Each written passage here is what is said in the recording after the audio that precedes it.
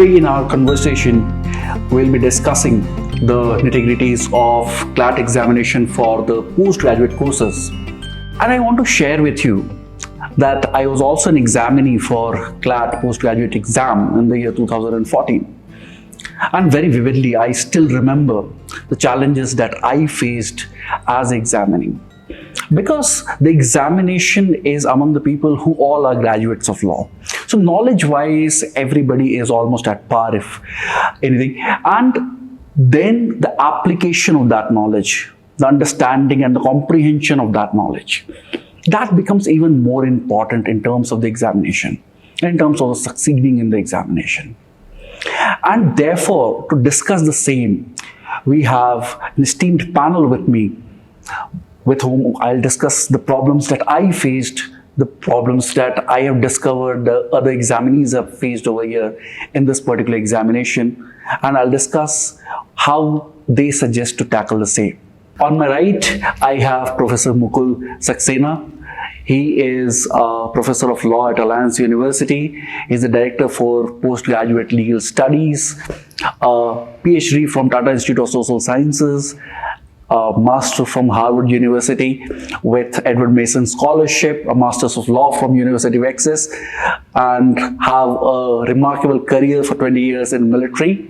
On my left, we have Professor Ritika Behl. She comes with more than 13 years of experience in legal academia and the only legal professional in South Asia to be studying perinatal mental health and women rights issues, which is a very, very nuanced field of law. We thank you for being part of the panel. Okay, Dr. Saxena, the biggest problem I must tell you that I faced while writing the exam is those long passages and the number of questions that follow those passages. The problem is, one, the comprehension of that passage. There's not enough time to read and understand the passage completely. And then we start running out of time towards the end. How do I deal with that? I think it's a very good question you asked, because that really is like the Achilles heel, right? Everybody is scared the moment you say more than 10 lines you have to read. But I think there's an art to reading the paper, and the art has to be understood. I mean, okay, I'll not discuss how the timing is. Maybe we discuss it later if we have time. But there's an art to read the paper and read that passage. Right? So first, students and all of you must be very kind of very clear that when you read a passage, and it's not meant to be a very difficult passage, right? But there are really critical points which you must understand, which it is what the paper is saying or what the passage is saying, right? So I think the first thing is to read with a pen in hand and have a kind of rough page to draw and what they are saying, right? Because then you get the context right. And I am not the person who believes you read only once, right? You must read at least the passage twice, and you have to divide your time into it. So the first important thing directly I will say, have a pen and a paper and make small notes out of it. Okay? And the notes, by the end of the first reading the note, you should be able to identify what is the paper all about. Okay? For example, the paper about, maybe you will definitely come to know, for example, it's about international law, it's about constitution, right? Then you must be able to identify what is the legal context that is happening. Okay, and you may say in the terms of the constitution, maybe it's article 14, 19, 21, right? And you will be able to hold that. So that's the first part of the reading should be clear, and what is the context about, right? So if you're like, I know we'll be looking at the CLAT papers for the LLM students, right? So when you're looking at them, you know that you have the basic knowledge of law. So when you are going to be positioned, for example, a question of constitution, you should be able to kind of pick up in the first reading. And my second thing, you must do a second fast reading to reassure that you have not missed out a point to it. And why I'm saying it is because you get to need to read the second time that you have not gone wrong, right? But the biggest fear sometimes is that students read it and they know, no, that is this case, and so now they try to template the entire judgment. No. That passage has to be seen as an independent passage as a reflective paper, and we must take it, and that's how the questions will develop. And now you have about 7 to 10 questions. So the first thing is not all 10 questions are easy, and not all 10 questions are difficult, right? If you see an analysis of how the question is, so the good part of the question for all the students is 50% is basic questions. That will largely directly from the passage, or maybe just reflective of the passage, but very directly to meaning, to the level of understanding that as a law student you should know. Okay. So if you ask me to divide the set of questions, I will say there are some must-know questions, right? Which any passage reader, any examinee has to know it. So that paper will have about 5 to 6 as a must-know questions. And then you look at should know as 2, 3, and could, which means it will develop a larger context of the paper, right? But maybe just beyond the paper itself. So that is how. So anytime when you're reading the passage, one must not get baffled. You must know at least I have 5 to 6 questions in my hand if I'm able to read the passage only clearly. Okay? Rest is interpretive. So when you are reading it, you read it in detail. That's why I said read it at least a second time. You will definitely be able to answer the first 5 or 6 questions of the paper. Rest then becomes very interpretive. Right? Then you will see it. If you know the context well, you have read it, you have understood it, you will be able to answer. But I will say at least 90% of students who will read the passage properly, be able to make a concept and make notes. I mean, maybe I am the follower of notes. Somebody would like to mark it. You will be able to answer 60% of it immediately. Now that's one of the way I would like to recommend to students. I mean, and you're going to be a parent. There will be time also shorted. So, but read the passage. And if you ask me how much of time one must take to read a passage, so the essential reading of a passage is about 70 words a minute. Which is the words? 7 to 8 lines you should be able to read in 1 minute. So which is reasonable. I mean, your second reading will be faster, but in the overall context of time, that's one part. But you'll be able to read the paper. So one very important point that you touched upon is reading of the contemporary judgment, and this is where I'd like to bring Professor Ritika in.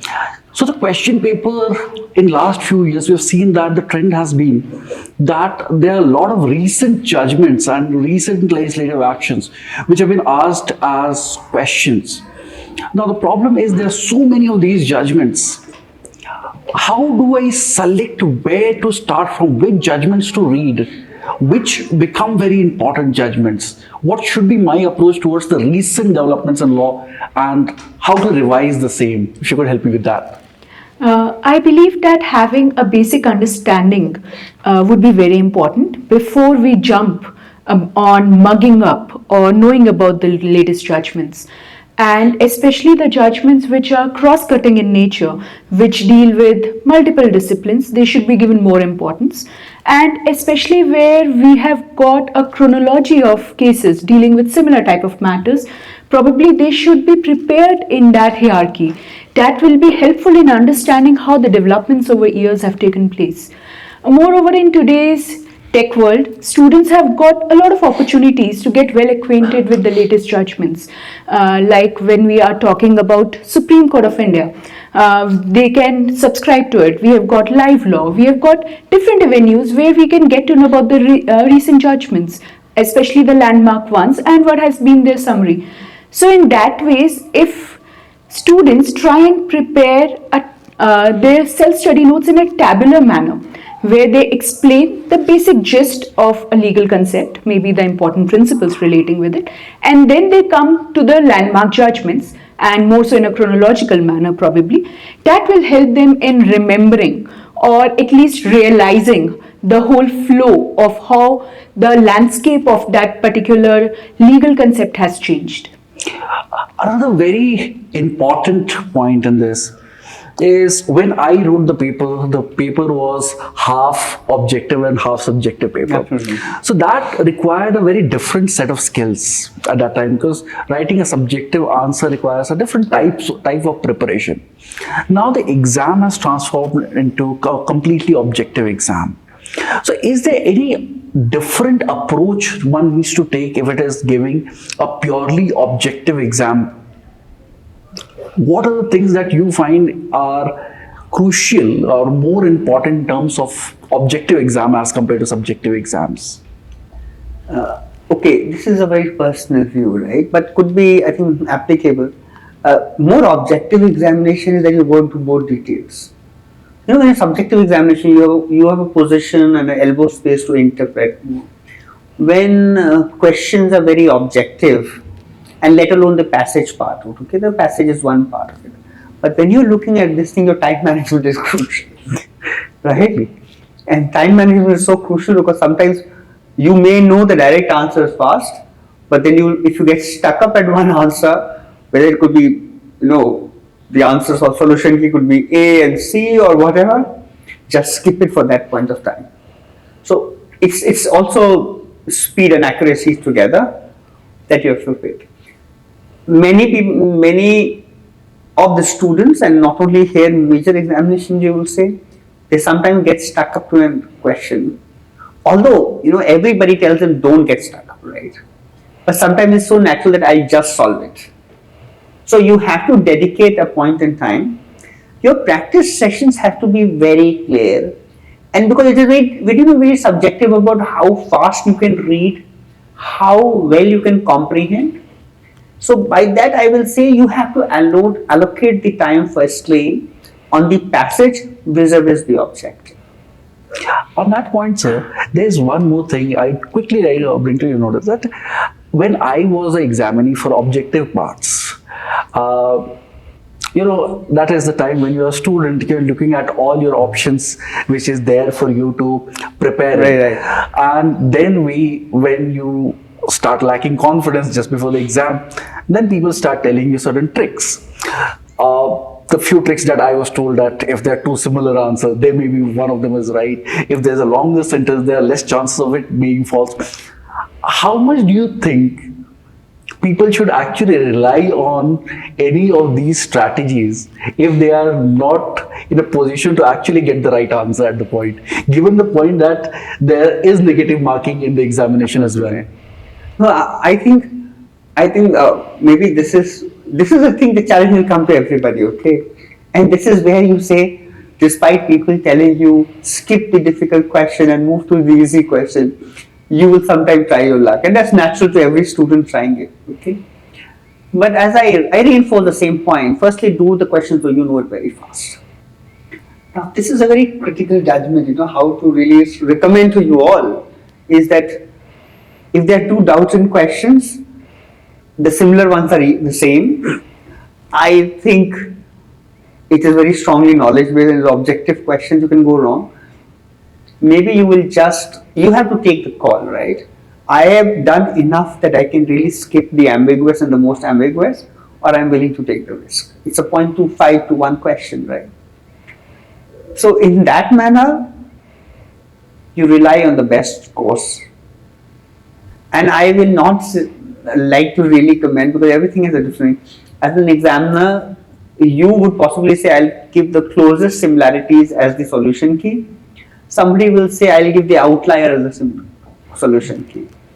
So it's very difficult to say how to approach it. But you go by your strong cognition and whatever knowledge you have now. And the moment you start contemplating this, your judgment will get blurred.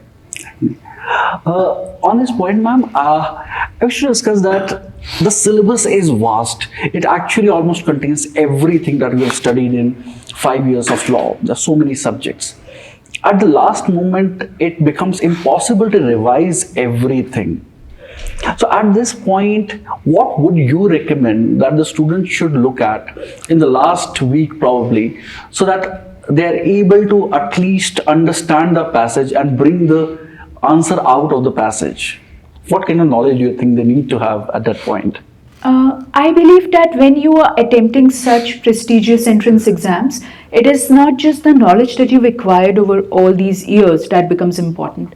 It is also your mental aptitude which comes very handy. And for that you need to build confidence. And that we can do by preparing for those subjects previously which I have a grasp upon, which I'm very thorough with. That will give me a sense of confidence. And automatically, once I'll gain more and more confidence, I will try and attempt different type of concepts. I'll try and indulge in different types of legal arenas. So that ways, I believe it can become a little more easier for an examinee to, I would say, expand their wings and understand which all areas they can further gain confidence in.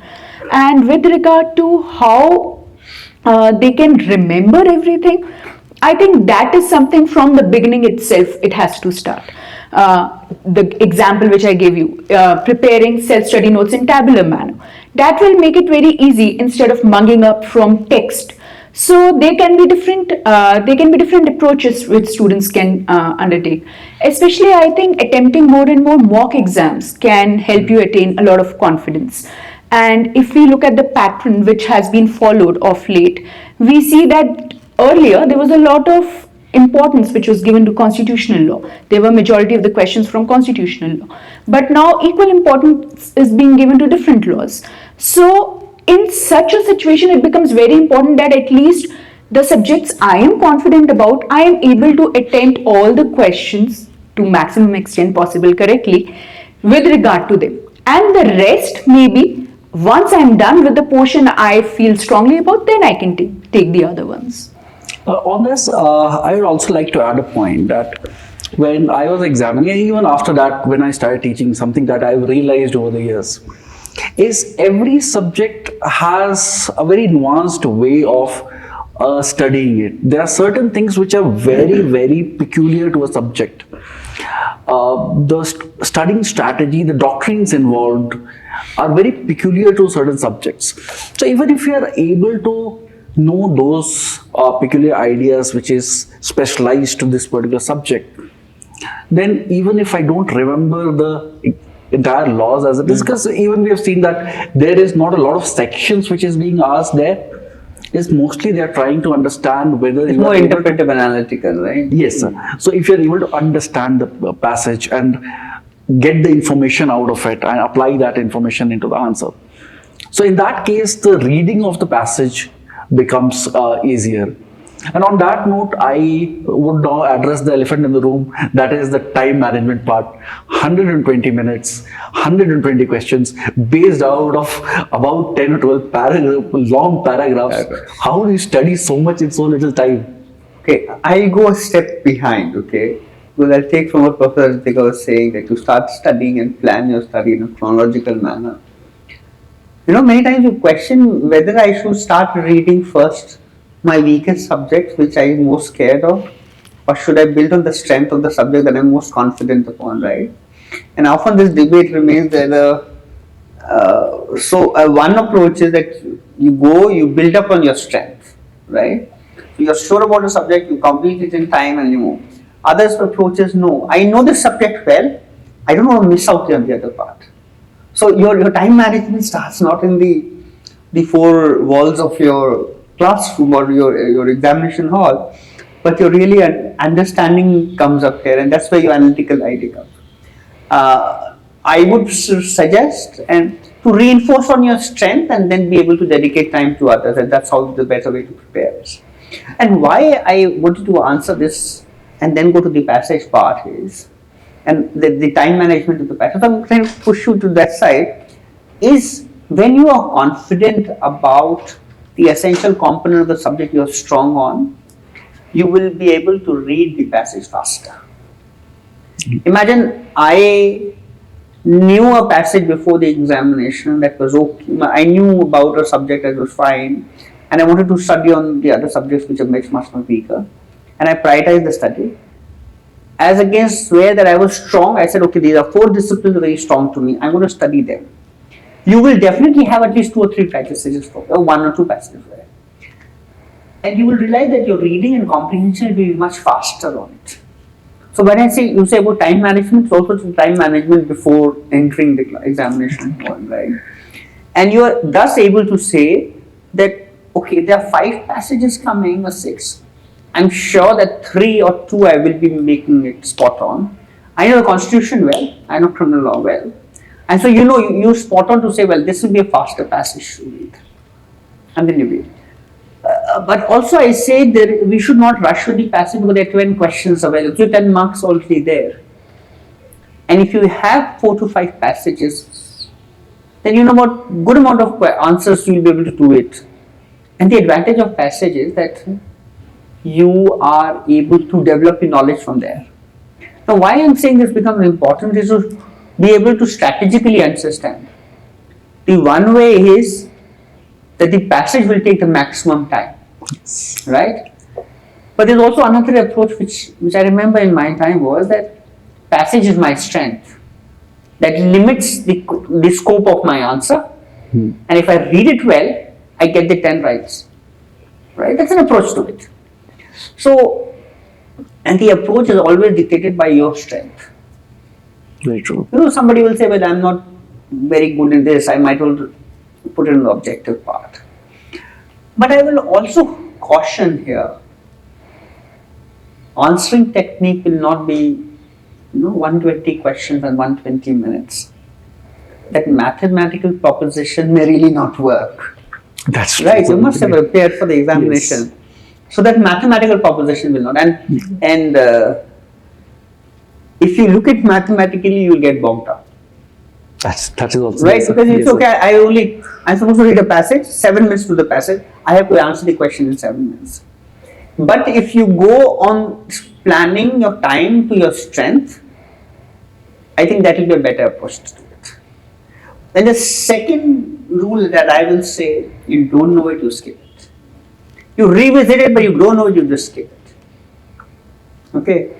And if you have the time to go through the paper again, once you have answered. So, in the time management, it's not only answering, be able to understand your strength. I'm damn good at objective. I'm very good at objective. Let me hit that first, or let me get it wrong. Right?